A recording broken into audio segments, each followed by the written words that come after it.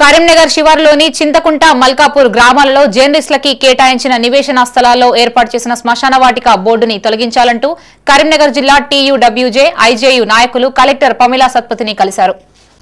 నగరంలోని కలెక్టరేట్ ఆవరణలో పలువురు జర్నలిస్టులు తమకి కేటాయించిన నివేశ స్థలానికి సంబంధించిన సమస్యలని కలెక్టర్ దృష్టికి తీసుకెళ్లారు.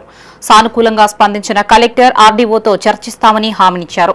అనంతరం ఆర్డీఓ మహేశ్వర్ ను జర్నలిస్టులు కలిసి సమస్యని వివరించారు. గత రాత్రి ఏర్పాటు చేసిన శ్మశాన వాటిక బోర్డులను అధికారులు తొలగించారని ఆర్డీఓ జర్నలిస్టులకి తెలిపారు. స్థానిక తహసీల్దార్తో ఫోన్లో మాట్లాడి తక్షణం చర్యలు చేపట్టాలని ఆదేశించారు.